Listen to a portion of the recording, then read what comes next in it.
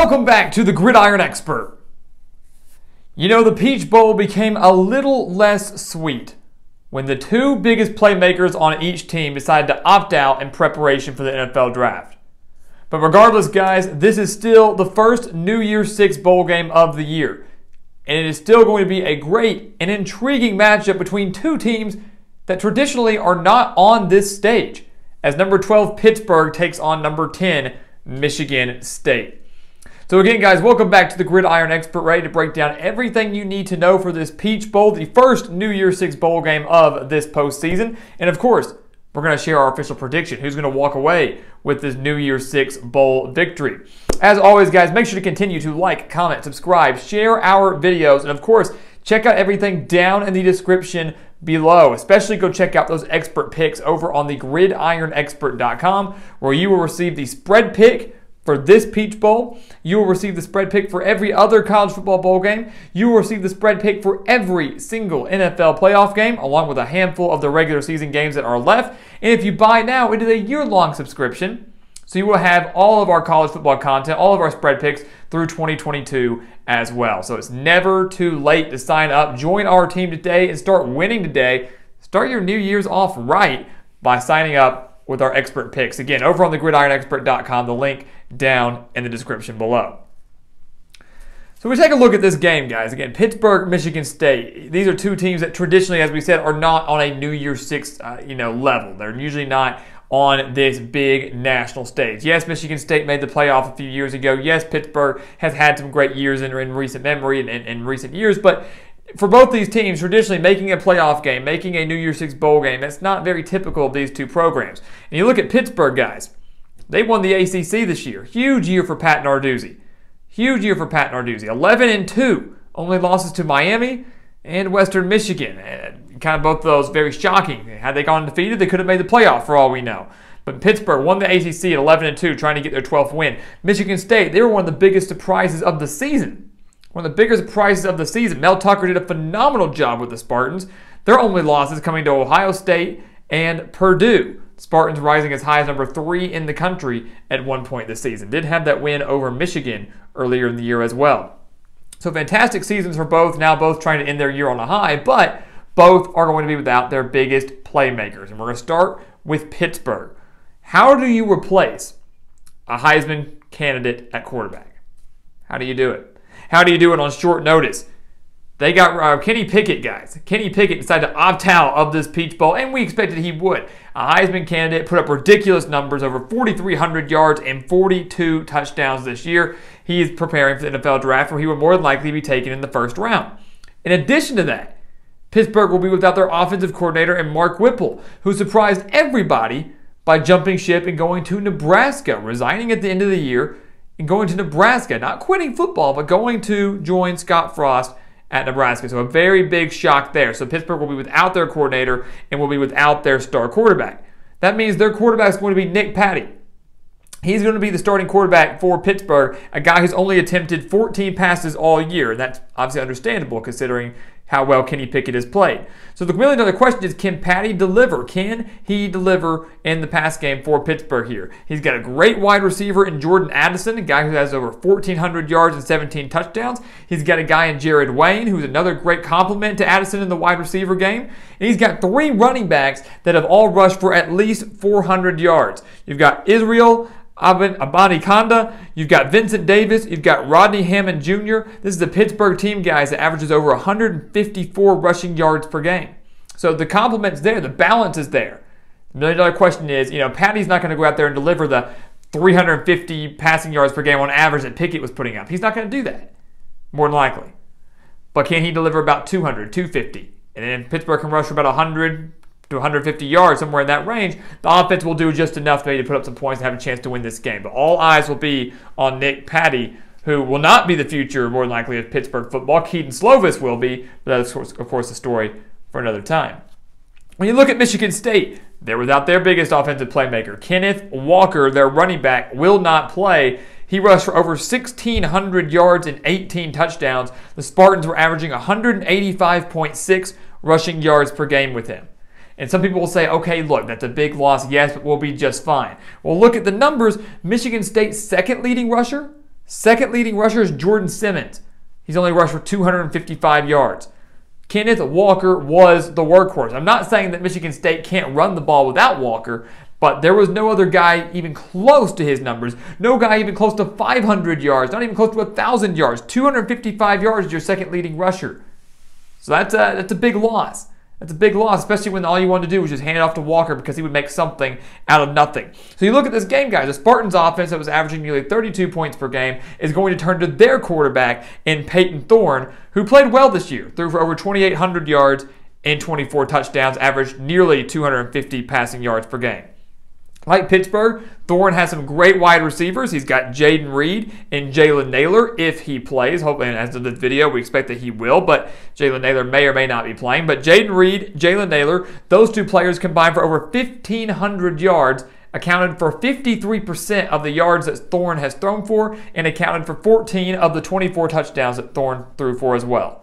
So, if those two wide receivers play, and we expect that they will, Peyton Thorne's going to have his weapons, and they might not miss Kenneth Walker as much as many think. Huge loss, but Thorne is capable of winning this game through the air, 100%. You look at the defense. That's where this game, for me, is going to be made. That's how this game will be won for Pittsburgh or for Michigan State. It all comes down to defense, especially when you take away such great players on both from both teams on offense. You look at Pittsburgh. This is a defense that for the last few years under Pat Narduzzi has consistently been one of the better units in the country. The Panthers this year only allowed 23.1 points per game, and here's the key number I like. Pittsburgh was giving up just 91.2 rushing yards per game. So even if Kenneth Walker played, even if Kenneth Walker was going to play for Michigan State, I genuinely feel that Pittsburgh would have done a decent job of shutting them down.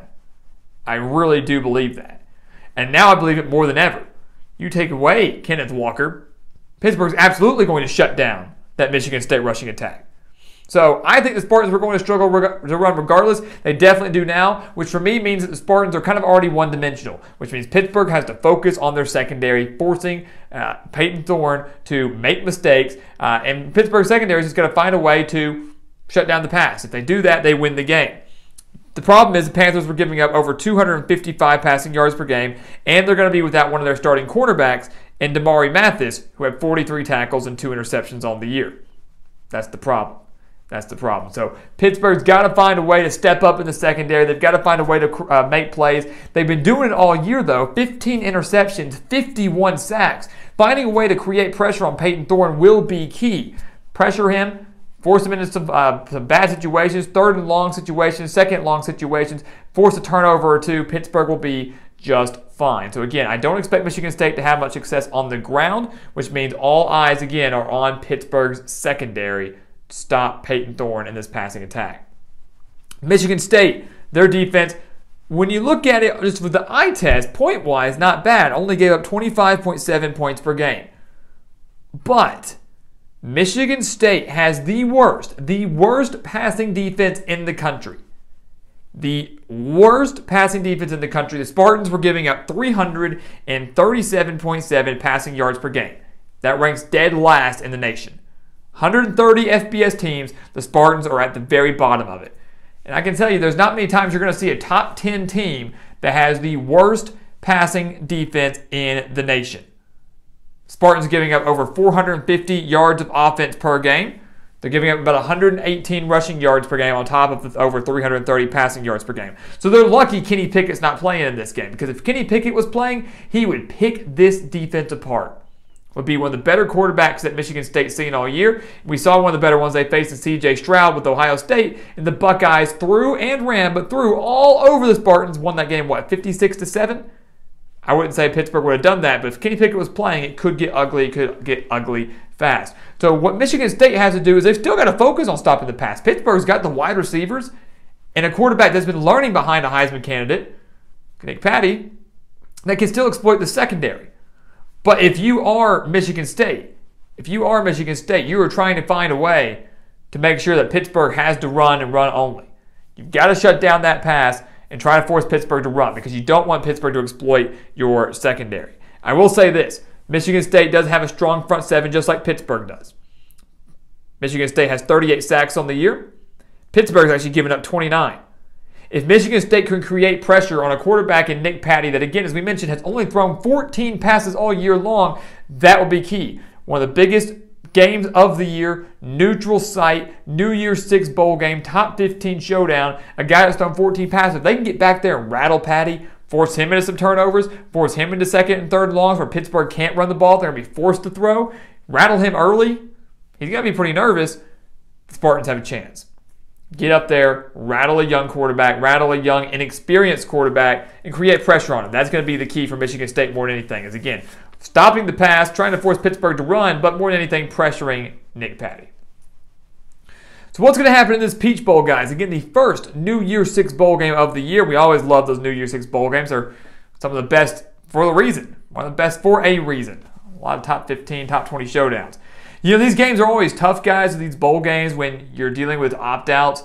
It's so difficult to pick a game when one team is without their star quarterback and the other team is without their star running back that's been their workhorse in offense all year. You don't know what to expect. But I will tell you that motivation will be there for both teams. This is not a case where Pittsburgh's not motivated or Michigan State's not motivated. Both will be extremely motivated.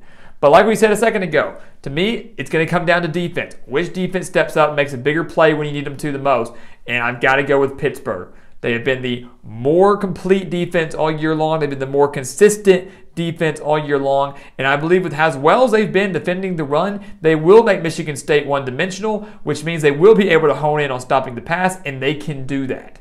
Even without Mathis in that secondary, they can stop the pass. I believe that Nick Patty can deliver on some short and intermediate throws. They're not asking him to be Kenny Pickett. They're asking him to be Nick Patty. Go out there, throw the ball. Don't have to go deep every play. Just get the ball to your receivers in space. Let them do the rest of the work. And I believe Pittsburgh's going to be able to do that. Come in here with a relatively easy game plan to get that quarterback to get the feet wet, get the offense moving, and then maybe you start taking shots. Maybe once he's settled in, that's when you can start to expand the playbook, spread the field. I believe Patty's able to deliver, especially against the worst passing defense in the country. Also, last point, keep in mind that while Michigan State is 10-2, they have 4 wins by 5 points or less. They're no stranger to close games, but they're just a couple plays away from not even being in this position. A couple plays away from not even being in this position. I think we have another close game here. But instead of Michigan State winning by 5 or less, they're going to lose by 5 or less. Pittsburgh gets the win, finishes with 12 wins on the year. So guys, as always, thank you so much for watching us here at the Gridiron Expert on YouTube. As always, make sure to continue to like, comment, subscribe, share our videos, and again, check out everything down in that description below, especially those expert picks over on the gridironexpert.com. We'll have the spread pick for this Peach Bowl, as well as the spread pick for every other college football bowl game, along with all the NFL playoff games, and everything we have to offer in 2022. So make sure to take advantage of that. Sign up today. And once again, guys, as always, thank you so much for watching, and we'll see you next time right here on the Gridiron Expert.